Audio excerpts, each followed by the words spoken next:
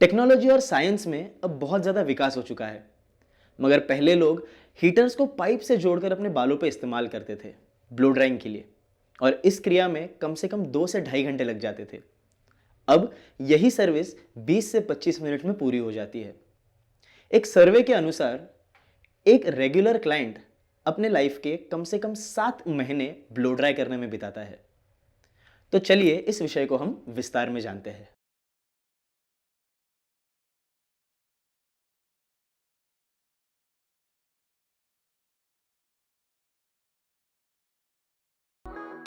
Blow drying ये procedure हम hair wash, hair cut, hair colour या बाकी सर्विसेज के साथ भी कर सकते हैं।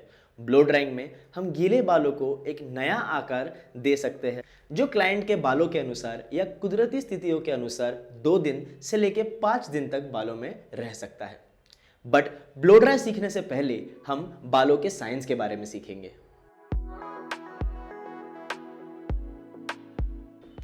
एक हेयर स्ट्रैंड यानी एक बाल, इसके दो हिस्से होते हैं। एक हिस्सा जो स्किन के अंदर होता है और दूसरा जो स्किन के बाहर होता है। इसे हम हेयर रूट और हेयर शाफ्ट ऐसे कहते हैं। हेयर रूट यानी बालों का वो हिस्सा जहां बालों की जड़ें होती हैं। यह हिस्सा हमारे स्किन के अंदर होता है, जिस स्किन के 3 लेयर्स होते हैं। पहली लेयर एपिडर्मिस, दूसरी लेयर डर्मिस और सबसे अंदरी लेयर हाइपोडर्मिस। हाइपोडर्मिस को सबक्यूटेनस लेयर भी कहा जाता है। ये हमारे स्किन के लिए एक शॉक एब्जॉर्बर यानी आघात अवशोषक की तरह काम करता है। डर्मिस, इस लेयर में हेयर फॉलिकल होता है जिसमें हमारे बालों का निर्माण होता है, और इसी के साथ इसमें ब्लड वेसल्स यानी रक्त वाहिनियाँ, नर्व्स यानी नसें, सबेशियस ग्लैंड यानी जहाँ पर ऑयल प्रोडक्शन यानी जो हमारी त्वचा को तीलिया बनाता है, और स्वेट ग्लैंड्स जो हमारा पसीना प्रोड्यूस करता है, ये सारी चीज़ें होती है। एपिडर्मिस ये हमारे शरीर की सबसे ऊपरी परत होती है, जो हमारे शरीर को बाहर की हानि से बचाती है और साथ ही में हमारे स्किन को हाइड्रेटेड रखने का काम करती है। जैसे हमने पढ़ा, डर्मिस लेयर में हेयर फॉलिकल होता है, और इस हेयर फॉलिकल में हमारे बालों की जड़ें यानी हमारे हेयर रूट्स मौजूद होते हैं, और यही से हमारे बाल बढ़ते हैं। बालों का जो हिस्सा स्किन के बाहर की तरफ आता है, इसे हेयर शाफ्ट कहा जाता है। इस हेयर शाफ्ट में 3 लेयर्स मौजूद होती है। क्यूटिकल जो सबसे ऊपरी परत है, कॉर्टेक्स और उसके अंदर मेड्यूला। मेड्यूला ये सभी बालों में पाया नहीं जाता है। क्यूटिकल क्यूटिकल ये जो लेयर है, ये हमारे बालों की सबसे ऊपरी परत है, और ये परत इन केराटिन के छल्लों से बनी होती है, और ये क्यूटिकल ओवरलैपिंग होते हैं यानी एक के ऊपर एक या अधिव्यापित होते हैं। ये क्यूटिकल्स पानी या नमी के संपर्क में आने से खुलते हैं और कंडीशनर्स या मास्क के इस्तेमाल से बंद हो जाते हैं। इसके अंदर होता है कॉर्टेक्स। कॉर्टेक्स परत में बालों की हेल्थ, उसकी ताकत, कलर पिगमेंट्स, केराटिन चेन्स इत्यादि चीज़ें मौजूद होती हैं। इसके अंदर होता है मेड्यूला। ये परत सभी बालों में पाई नहीं जाती है, और इसका वास्तव में क्या काम है, इसके ऊपर अभी भी जांच जारी है। हेयर ग्रोथ साइकिल यानी जैसे हमने पढ़ा कि बाल उनकी जड़ों से बढ़ते हैं, वैसे ही एक मुकाम तक पहुंचने के बाद वो झड़ जाते हैं। इसी चक्र को या इसी साइकिल को हम हेयर ग्रोथ साइकिल या बाल विकास चक्र कहते हैं। इसमें 3 स्टेजेस होती है। ये 3 चरणों में होता है, जो कि पहली स्टेज एनाजिन, दूसरी कैटाजिन और तीसरी टेलोजिन होती है। एनाजिन एनाजिन इस स्टेज में हमारी जड़ें बालों को जन्म देती है, या इसे बर्थ स्टेज भी कहा जाता है। इस स्टेज में बाल कम से कम 4 से ज़्यादा 7 साल तक बढ़ते हैं, और इनकी उम्र पूरी होने पर ये रेस्टिंग स्टेज या विश्राम चक्र में चले जाते हैं, जिसे हम कहते हैं कैटाजिन। कैटाजिन इस स्टेज में बाल रेस्ट करते हैं, और ये तकरीबन 10 दिन से लेकर 3 हफ्तों तक चलती है। इस स्टेज में बाल ना बढ़ते हैं ना झड़ते हैं, और उनका ये विश्राम चरण पूरा होने के बाद ये बाल टेलोजिन फेज यानी झड़ने की फेज में चले जाते हैं। टेलोजिन स्टेज में बालों का झड़ना शुरू हो जाता है, यानी इसमें बाल अपनी जड़ों को छोड़कर कुछ ही समय में गिर जाते हैं या झड़ जाते हैं। ये फेज कम से कम 3 से ज़्यादा 4 महीने तक चलती है, और इसके बाद फिर से हमारे फॉलिकल एनाजिन स्टेज में जाकर ये चक्र फिर से शुरू हो जाता है। हम जब हमारे आसपास देखें तो हमें विभिन्न प्रकार के बाल देखने मिलते हैं। किसी का आकार तो किसी का टेक्सचर या किसी की घनता सबकी अलग होती है। बालों का आकार पतला यानी फाइन से लेकर मीडियम या थिक भी हो सकता है। इनका टेक्सचर यानी इनकी बनावट स्ट्रेट हो सकती है यानी सीधे बाल, वेवी हो सकते हैं या कर्ली यानी घुंघराले भी हो सकते हैं। इसीलिए इन्हें आसानी से समझने के लिए हमने इन्हें 5 शाखाओं में बांटा है।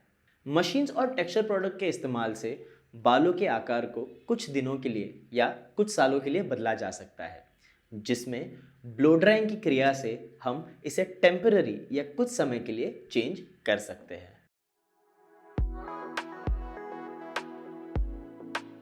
अच्छी ब्लो ड्राइंग के लिए बालों का वर्गीकरण और विशेषताएं जाननी और समझनी बहुत ज़रूरी होती है।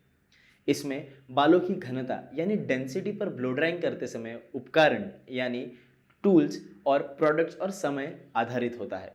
पोरोसिटी यानी बालों की सरंध्रता, ये रासायनिक और शारीरिक कारणों की वजह से बढ़ती है।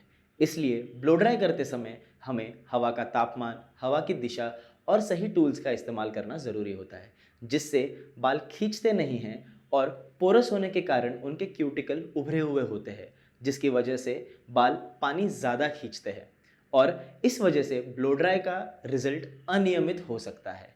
ग्रोथ पैटर्न यानी बालों का एक विशेष आकार से या प्रकार से बढ़ना, जिसके वजह से हमें ब्लो ड्राई में तकलीफ़ें आ सकती है। जैसे अगर हमारे क्लाइंट के फ्रंट हेयरलाइन पे भौरा हो यानी काउलिक्स हो और क्लाइंट को फ्रिंजेस चाहिए, तो हमें सही तकनीक और प्रोडक्ट का इस्तेमाल करना होगा।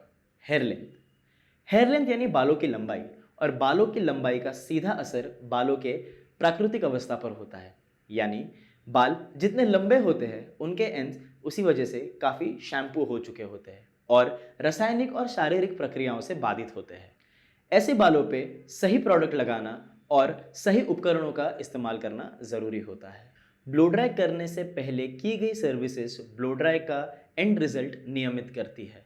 जैसे कि अगर किसी क्लाइंट को ब्लो ड्राई करना है तो उसके लिए उचित शैम्पू और कंडीशनर पहले करके लेना ज़रूरी होता है। सैलून का तापमान और नमी भी ब्लो ड्राइंग के वक्त एक अहम भूमिका निभाते हैं। अगर हमारे सैलून का तापमान अनियंत्रित है या हमारे सैलून में नमी ज़्यादा है तो इस नमी के वजह से बालों का इच्छित आकार लेना पॉसिबल नहीं होगा।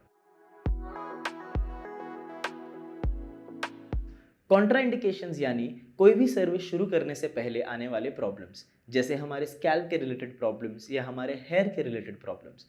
अब एक अच्छे हेयर ड्रेसर को अगर एक ब्लो ड्राई सेटिंग या कोई भी सर्विस उचित तरीके से करनी है तो इन कॉन्ट्राइंडिकेशंस के बारे में जानकारी होना ज़रूरी होता है।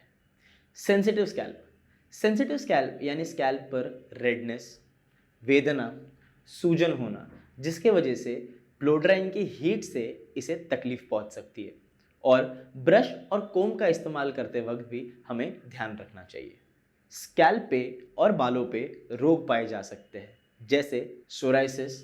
इसमें त्वचा सूख कर उसकी पपड़ियाँ बन जाती है या स्केल्स बन जाते हैं। ये दोनों ही असंक्रामक यानी नॉन कंटेजियस होते हैं। एक्जेमा, स्क्यूब्स, हर्पीस, जुए ये संक्रामक होती है यानी कंटेजियस होती है। इसमें स्कैल्प लाल होना, स्कैल्प से पानी आना, स्कैल्प को खुजली आना या कई बार स्कैल्प से खून आना जैसी तकलीफ़ें हो सकती है। इसीलिए हमारा ब्रश या कोम सही से इस्तेमाल करना ज़रूरी है और कई केसेस में हमें ब्लो ड्राई नहीं करना चाहिए। एलोपेशिया, इसमें बाल स्कैल्प से झड़ जाना या पूरी तरीके से निकल जाना संभावित है। ये तात्कालिक हो सकता है और दवाइयाँ या मानसिक कारणों की वजह से हो सकता है।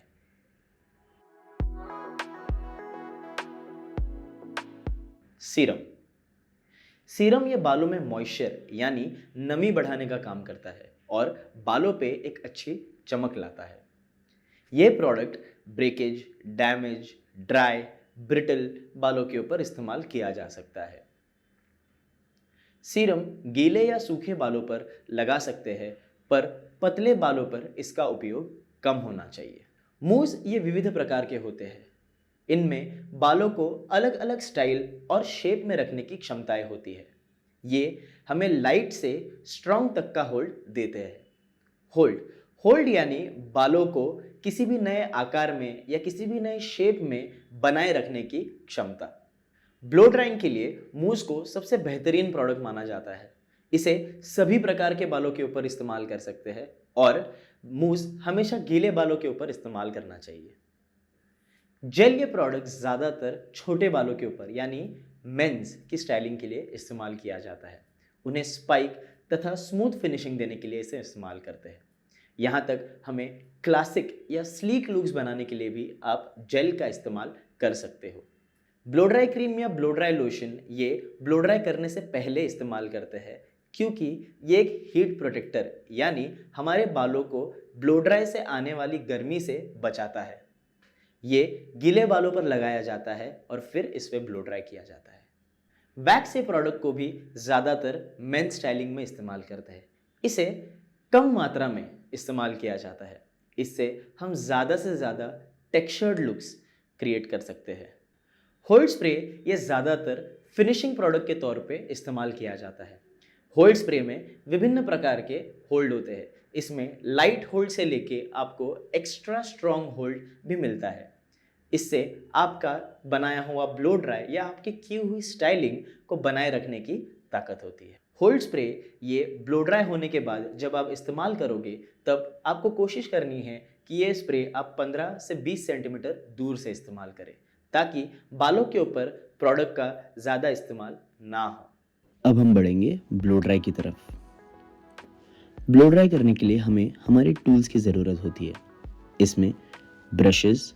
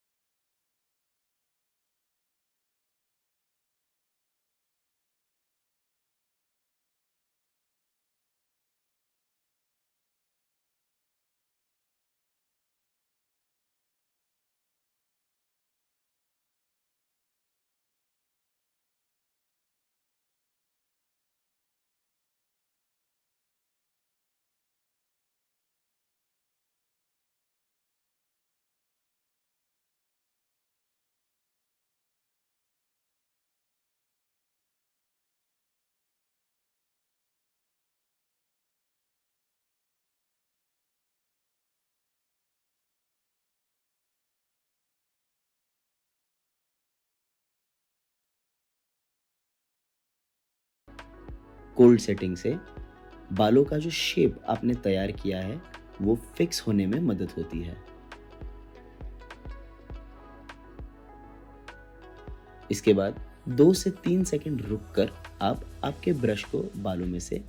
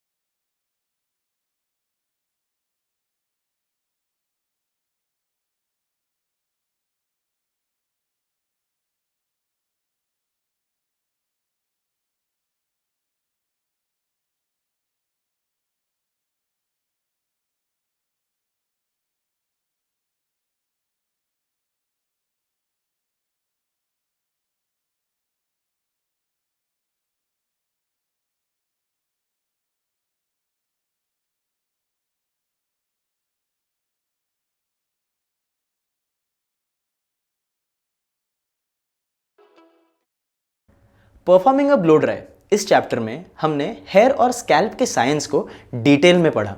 इसी के साथ इसकी कॉन्ट्राइंडिकेशंस के बारे में भी पढ़ा। साथ में टाइप्स ऑफ प्रोडक्ट्स यानी कौन से ब्लो ड्राई के लिए कौन से टाइप का प्रोडक्ट इस्तेमाल करना ज़रूरी है, फिनिशिंग के लिए कौन सा प्रोडक्ट यूज़ करना ज़रूरी है, ब्लो ड्राई के पहले कौन सा प्रोडक्ट यूज़ करना ज़रूरी है, इसके बारे में भी हमने जानकारी ली है। और इसी के साथ हमने ब्लो ड्राई करने का उचित तरीका भी देखा।